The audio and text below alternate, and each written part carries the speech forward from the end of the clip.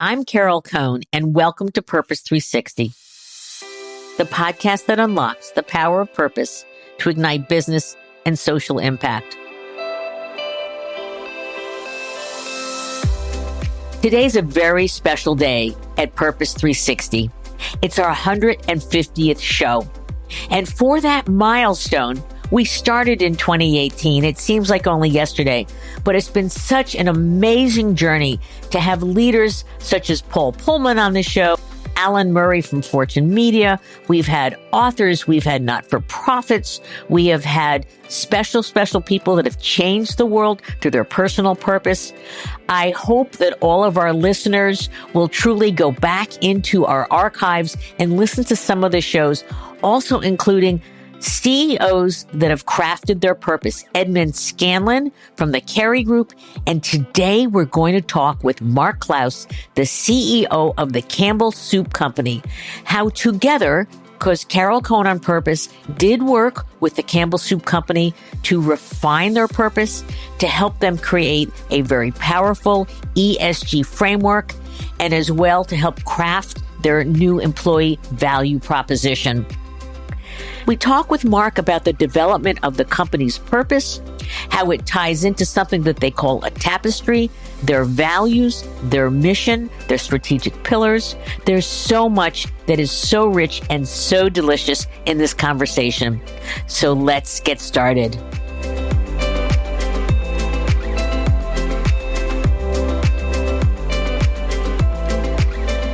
Welcome to the show, Mark. Oh, what an honor to be here on your 150th show. I think appropriate for a company that's been around over 150 years. So we've got a little bit of that in common. Oh, thank you. Thank you. So, Mark, for our listeners, I mean, you have a storied career, including being in the military. And I love the fact that you are a helicopter pilot. And then you've been in amazing companies. So can you share a bit of your background and your journey to how you became CEO at the Campbell Soup Company? I often start this tale a little bit with, if you saw Mark Clouse on paper in 1985, I'm not sure you would have been predicting this outcome. But I will say that's a little bit of been the hallmark of, I think, of my journey, which has been this wonderful winding trail through a variety of different paths, with just the lucky to have run into so many wonderful teachers and leaders along the way. But I guess I grew up in Cincinnati, Ohio, lived in the same house my whole life, was a fairly committed student and athlete, and I had the opportunity to go to West Point and play basketball, while also really getting some of my, I'd say, earliest introductions to the education of leadership, which will be a theme throughout my career.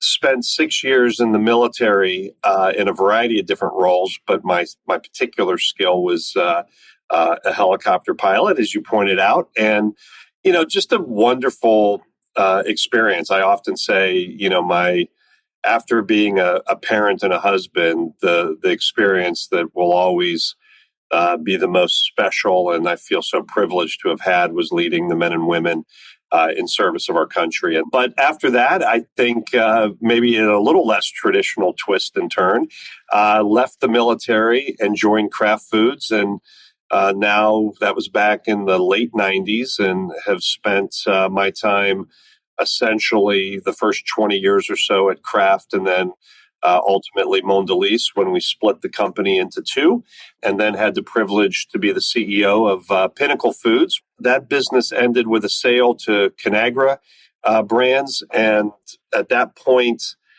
really contemplated what was next. And this is about 5 years ago, and just terrific opportunity to join yet another iconic company, and one that I think, as we chat today, has some pretty unique elements about who we are that's in the DNA. And it really, that deep running set of values and purpose really did draw me into the company. And it's been a tough moment when we started, but it's been a great run for the 5 years that I've been here, and continue to look forward to many more. That's a great trajectory for sure. What's it like to be a steward of a company with such a rich history that was founded, 1869? Yeah, this is funny, Carol. So the true story. So I'm watching. I don't know if you're a fan of the TV show Yellowstone. Oh my God, I love Yellowstone. I'm totally into it. Totally. So I'm watching the prequel to that, which is 1881. Right. And I'm sitting there with my wife, and we're watching this wonderful show and how tough life was crossing the country at that period. And I'm sitting there, and it just dawns on me, 1881.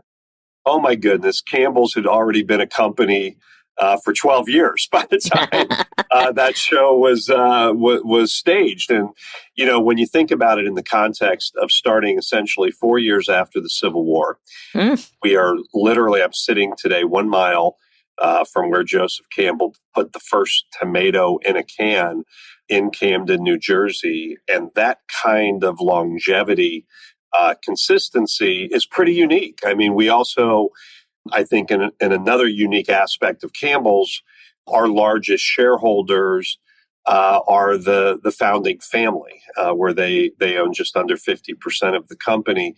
And I think that brings another kind of unique aspect to the dynamic of our organization. And really a lot, as I said earlier, which attracted me to the company was this fabric of the nation, a collection of brands, and a company who I believe have one of the richest histories of real community and company engagement. That was something that arguably, as great as all the companies I've had the privilege to work for, is pretty special when you talk about Campbell. It is special.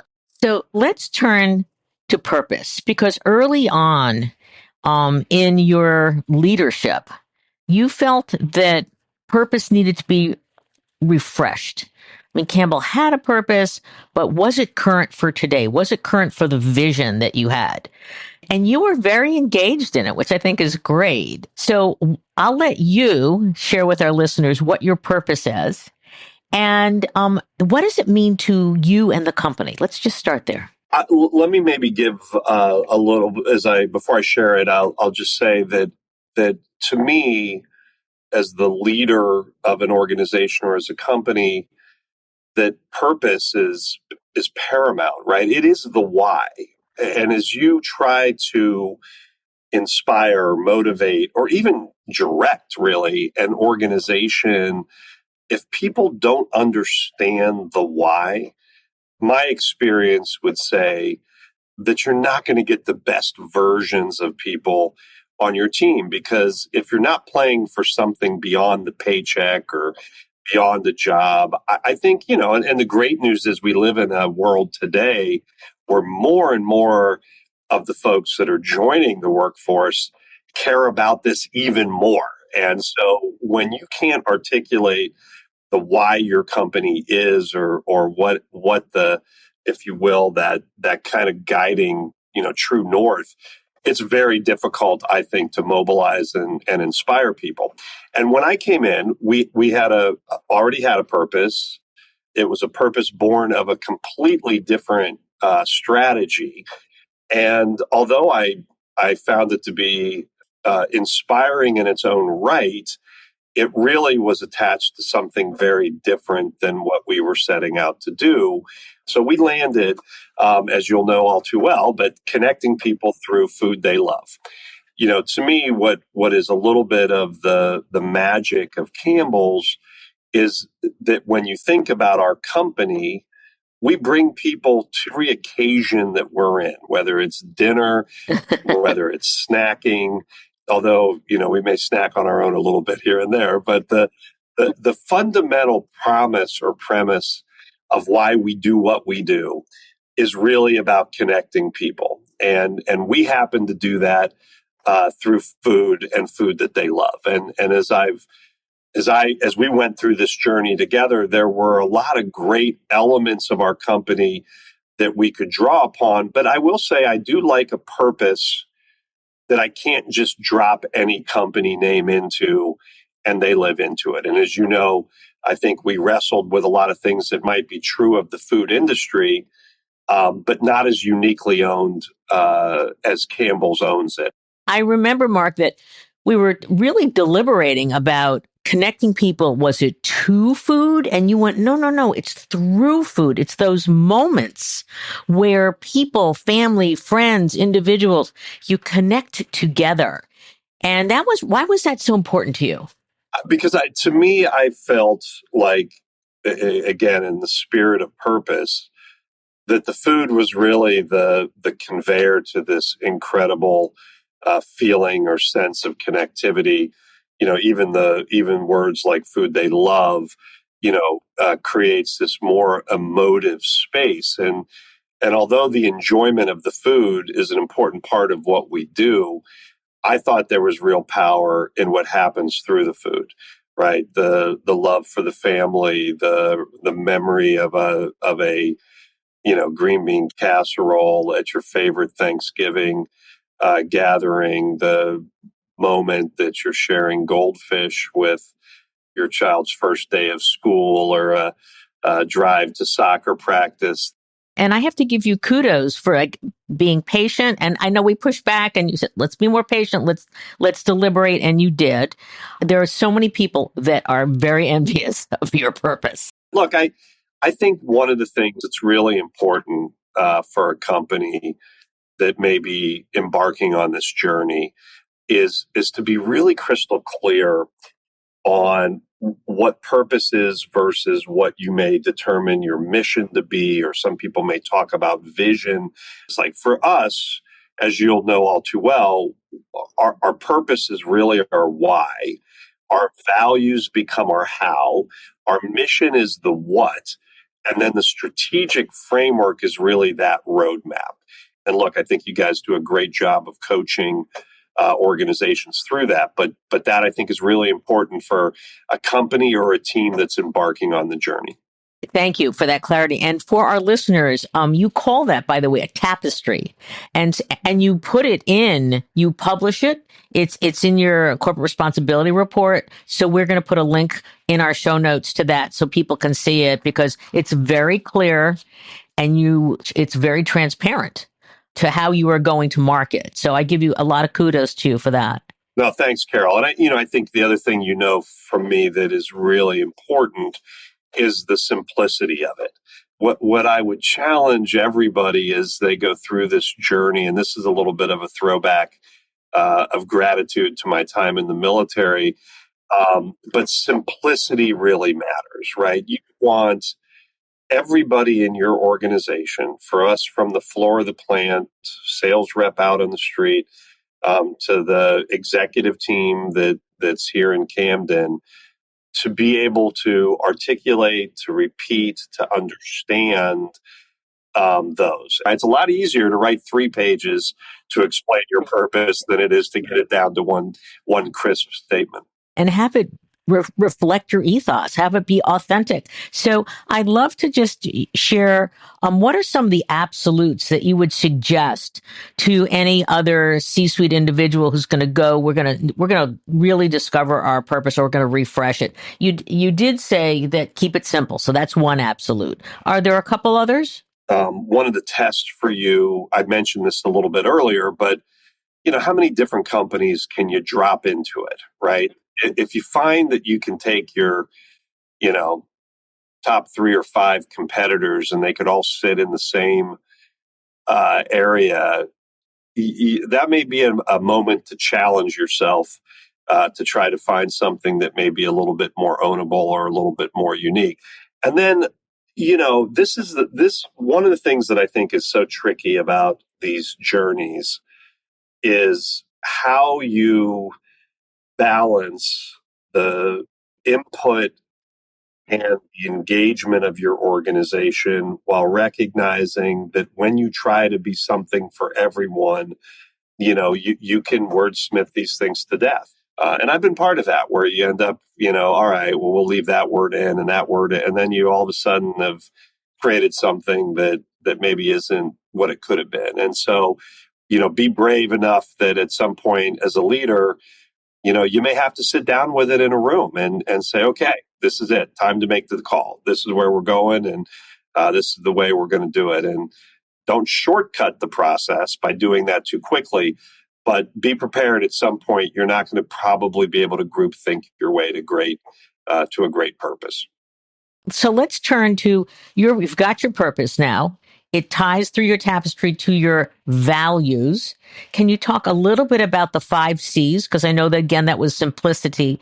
Yeah. So the values was a little bit of, as I said, when I got here, we had a pretty, I would say, developed kind of framework for values. But arguably, the feedback that I got fairly consistently is, yes, we like the values, but boy, there's a lot of them.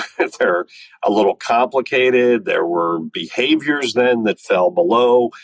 And, to me, part of our magic as a company and part of what I was driving in the company at that time was focus. And again, I'm always big on, create some sort of simplistic device to help you. It felt pretty amazing that as we started into this journey, we just happened to notice a lot of these things were starting with the letter C, and standing for Campbell's felt like a pretty easy path for us to remember. And so collaboration was a lot about, how we work as a team. And, arguably collaboration was also an opportunity, I think, for us to break down some of the silos of the company.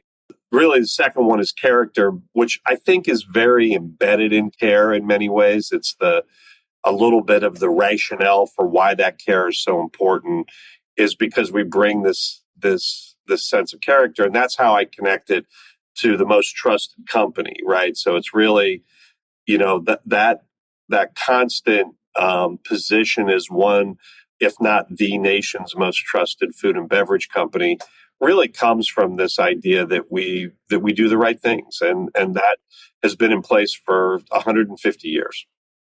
The next one I would argue maybe was missing from our quiver of values, which was competitiveness, and I think I am a big believer that you can have a strong orientation to winning and being competitive without losing those earlier values I talked about. Arguably, we were kind of the nice company, if you will. We were and there's nothing wrong with that. But let's win while we're doing that. And so absolutely. So that was the fourth one, and then the last one was creativity, which I think was a little bit of a mixed bag. I look at my at the Pepperidge Farm business and rich history of innovation and creativity, but maybe some opportunities on others. And so those 5 C's became really, kind of a simple way to organize the company around the how. And I love when a CEO looks at their purpose and really makes sure it fits authentically into what you've done in the past, but going forward. And that's your commitment to Camden, another C. Campbell has an extreme commitment to Camden. And so can you talk about a little bit of the past, but you've got this new program called Full Futures. And I know that you're very excited about that. This is a big area of passion for me. And let me, if you indulge me for a second, let me take a little bit of a step back here. I truly believe that the future of our country and probably more globally in nature, that the path forward to address some of these systemic issues that we see, things like hunger and education, social issues, that the path forward in succeeding and once and for all addressing those areas will require, in my mind, a combination of both the community, government, and corporate. And I think the demand on us as corporations to be better corporate and community systems partners has never been higher than it is right now. And I think that is a great thing. And what's so powerful about our story with Camden is that I really do truly believe, and this, well predates my arrival, but it is a blueprint what good should look like in corporate responsibility as it relates to really partnering with the community.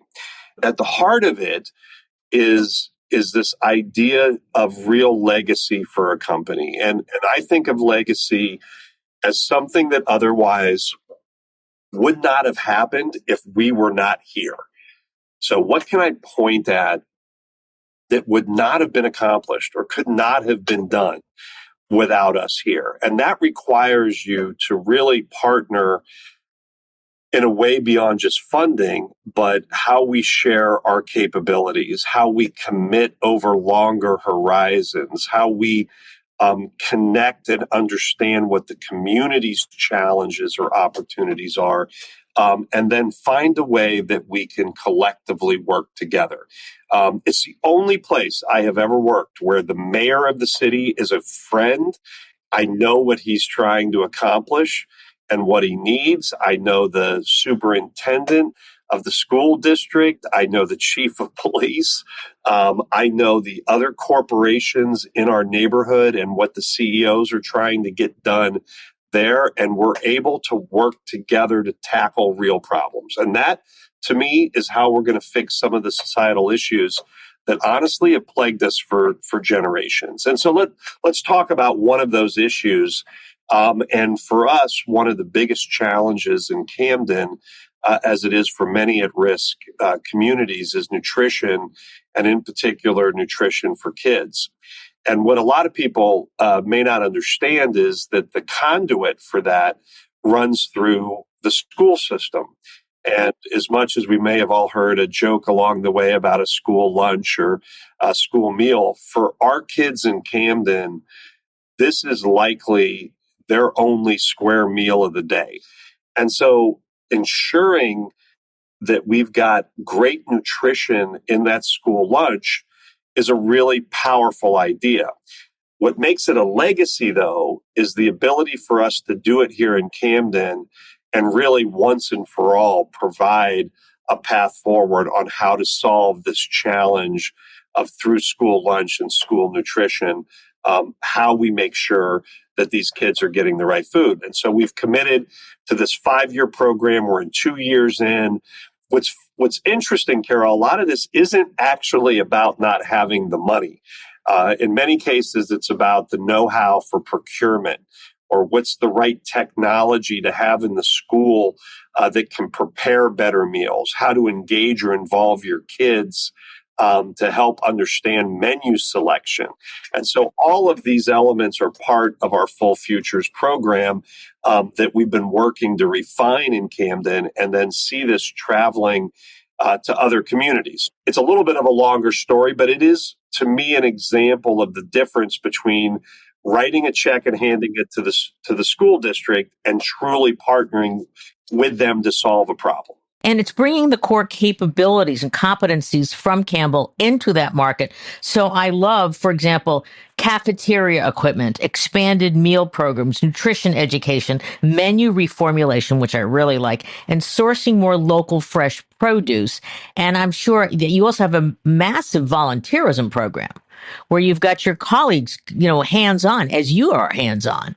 Very much so. And so, we just had what we refer to as our Campbell Cares weeks, where we really push everybody to take advantage. We don't just do it on one day. I've done that in the past, and we're looking for 100% participation. So, we'll give flexibility to people to do it over the course of a week. What's exciting to me about Camden, again, different than I've seen in a lot of places, is our employees will go out and work in these community areas or programs, and they love it, and they end up going back and doing it on a regular basis. So, Mark, I know that your purpose is a strategic guide to, we've talked about your community engagement, and we've talked about how you tie into values and behaviors. We understand that you are developing a new employee value proposition from this. So can you share a little bit about what is it? And we hope that we can announce it here. It's very exciting. And why is having a distinctive EVP important for your vision for your leadership development? Again, if you go back to our tapestry, and we kind of talked through much of that today, I think what an employee value proposition does for me is tries to take that set of assets and try to create a call to action or an invitation to the company that reflects those elements, right? So the purpose, the values, our mission, even to some degree our strategy, should somehow try to live in this particular tool. And I think of it as being very valuable when we're talking about candidates that are coming to the company, or as we try to articulate in the company what is it that kind of keeps us engaged and motivated at the company. And so where we've landed is make history with Campbell as this kind of, I think, very interesting and unique nod to the history while leaning forward to the new history. And I think we are one of those, because of the age of the company and the special place that we kind of hold as this 150 plus year old company, but also with a strong statement of movement beyond that. So we're not a company that's living in our history. We're actually trying to make that next chapter of history. As we begin to unfortunately get to the end of this segment, you also have a very focused approach in your ESG pillars. And again, through the work that we did together with I think it was 14 of your subject matter experts. So it was a lot of discussion and consensus building and arguments, and also ultimately great outcomes. There were 4 pillars developed: trusted food, vibrant communities, thriving people, and healthy environment. Why is it important to have these pillars to, again, bring your purpose to life and to focus people's approach to your business?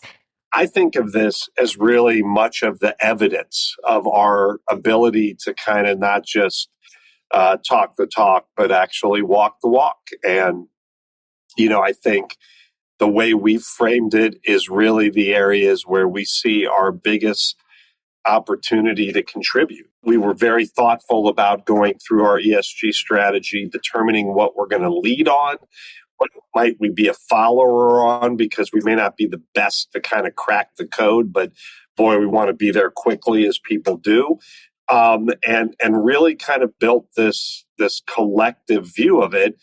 And it's actually now part of how we incent our organization. So we've incorporated as a scorecard that we look at, and then we use it as a multiplier to our rating, if you will, as a company based on how we perform against that. And so it's really mobilized the company in the right way. And again, this is not doing things to just feel good about doing them. It's doing things that are good for the planet and good for our communities, good for our consumers, but it's also good business. All of these things, to me, it is, as much as we do them and feel proud of doing the right thing, they're also the right thing for the business. And where these things may run in tension with one another, we're very thoughtful about that and spend a great deal of time understanding, are we thinking about these the right way through the lens of both responsibility, but also ultimately creating shareholder value, which we recognize very much at the forefront of our responsibility. Thank you for that. One area before we close is about accountability. And I know that you are very strong on accountability, and your I&D work, your inclusion and diversity work, which is part of your thriving people pillar, that we see that every salaried employee has performance objectives related to I&D and values. And so why was it important to build that accountability into the system? I think I&D is an area that many of us, I think, as leaders have been on a bit of a journey on, these last several years. When we started to tackle I&D, we tried to go at it in a slightly different way, where we said, okay, how would we attack other business problems in the company? How would we go about solving other, structural business issues that we might have? And that was the lens we applied to I&D. And so as we did that, we built out what I believe to be a very robust, granular strategy and plan that has key deliverables that we can measure and track.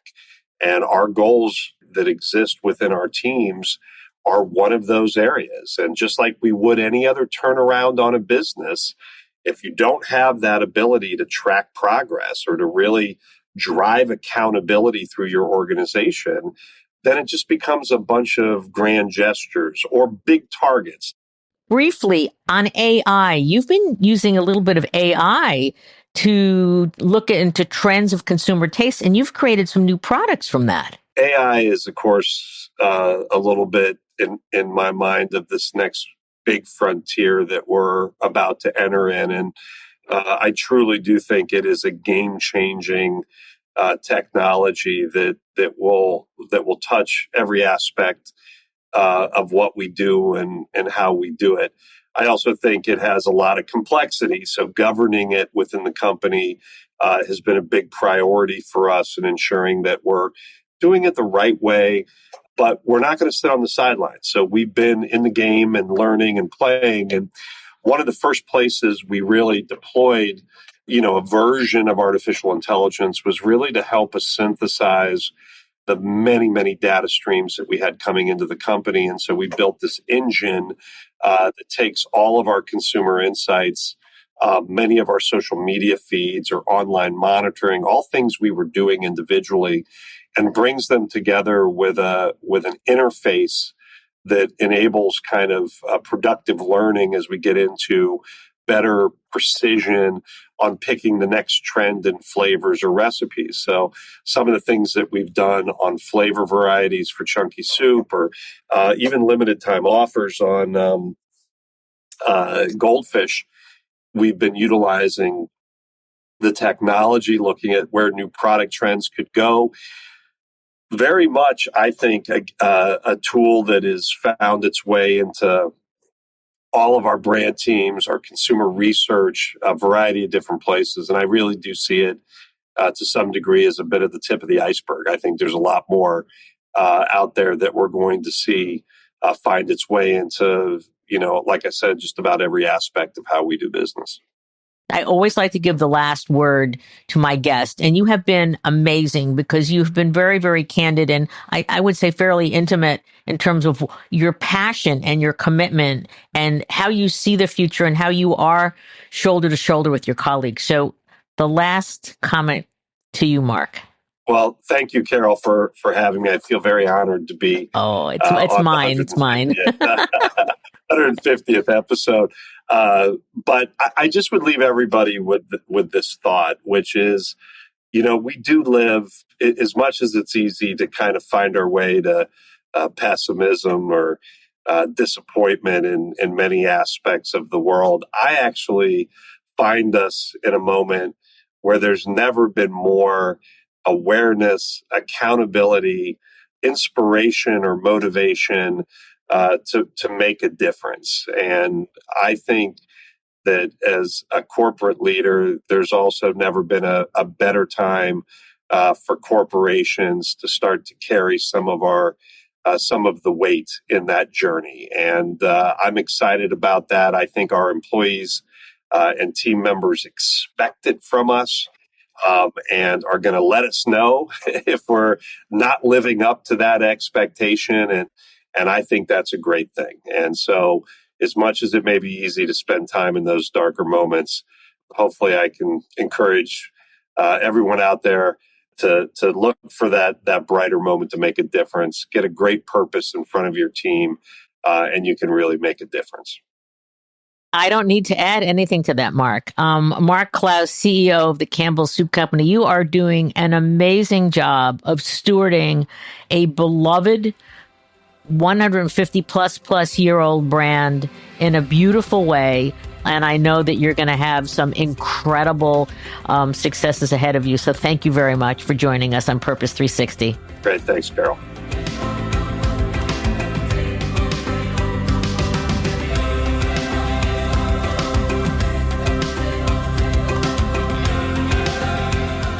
This podcast was brought to you by some amazing people, and I'd love to thank them. Ann Hundertmark and Kristen Kenny at Carol Cone on Purpose, Pete Wright and Andy Nelson, our crack production team at True Story FM, and you, our listener.